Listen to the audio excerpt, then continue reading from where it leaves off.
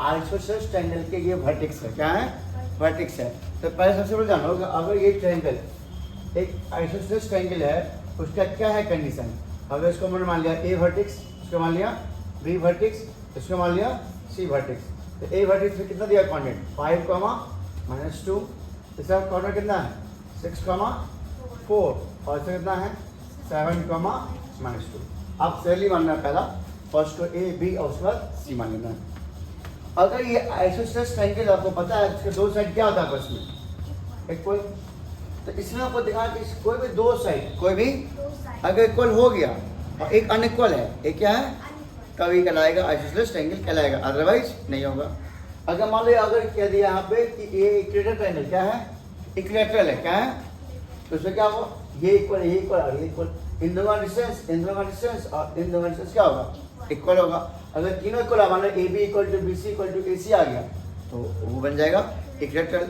और मान लो कह रही यहाँ पे prove that this is an scalene triangle, क्या है? एस्केलेंट। उसमें क्या होता है? तीनों आपस में इक्वल नहीं होते हैं, तो तीनों अलग अलग वैल्यू आएगा। हम ए बी फाइंड करेंगे, बी सी फाइंड करेंगे और ए सी फाइंड करेंगे, और तीनों क्या होगा? अलग अलग वैल्यू है, डिफरेंट वैल्यू आएगा, तो अनइक्वल हो जाएगा। सिंपल। तो अगर इस तरह क्वेश्चन आता है तो इस पर तीन क्वेश्चन पूछ सकते हैं, या तो आइसोसेलेस, या तो एस्केलेंट, या तो इक्विलेटरल।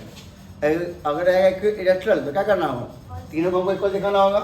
अगर होगा आइसोसेलेस तो इससे दो पॉइंट को हमको इक्वल दिखाना होगा, और रहेगा एस्केलेंट तो उसमें कोई पार्ट इक्वल नहीं होगा। चलो अब हम लोग पहले निकालते हैं डिस्टेंस। तो पहले किसका निकालेंगे? ए बी का निकाले, ए बी।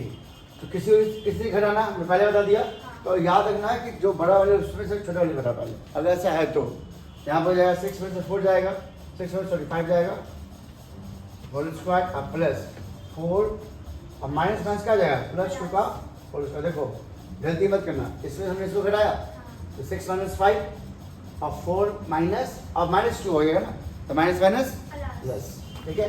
यही बच्चे ज़्यादा गलती करते हैं, ठीक है? छोटी गलती नहीं करो तो बार बराबर बन जाएगा। 6 में से 5 है 1 का स्क्वायर तो 1 और 4 + 2 कितना जाएगा? 6 का स्क्वायर 36, 36 + 1 कितना हो जाएगा? 37। तो मेरा ए बी कितना आया? 37 आया। अब हमको निकालना होगा क्या? B C. चलो बी सी निकालते हैं हम लोग, तो पहले को पुट करते हैं बी सी। 7 - 6 करेंगे, 7 - का होल स्क्वायर अब प्लस -2 और -4 का होल स्क्वायर। देखो तो कितना जाएगा वैल्यू? 7 में 6 का 1 का स्क्वायर तो 1 और प्लस -6 का स्क्वायर 36, तो वैल्यू सेम आ गया। कितना है? √37। तो बी सी निकल गया। अब देखना होगा थर्ड पार्ट भी चेक करना पड़ेगा। अगर थर्ड पार्ट अनइक्वल होगा तब ना, तो थर्ड पार्ट चेक करो। थर्ड पार्ट क्या हमारा? ए सी। पहला पार्ट सेकंड पार्ट है और हमारा ये फर्स्ट पार्ट है, ठीक है? ना ए सी निकालते हैं हम लोग। तो ए सी का है 7 - 5 का होल स्क्वायर अब प्लस अगला क्या है? -2 अब माइनस +2 का होल स्क्वायर। यहाँ पे प्लस आ गया है, आया बात समझ में? यहाँ क्या लिखा हुआ? हम इसमें से इसको घटा लेना तो -2 और माइनस प्लस हो जाएगा, ठीक है? +5 का 2 का स्क्वायर 4 और ये पार्ट तो 0 हो जाएगा, √4। तो ए सी का मान कितना आ गया? 2 आया। तो आप यहाँ पे लिख सकते हो कि ए बी इक्वल टू क्या है?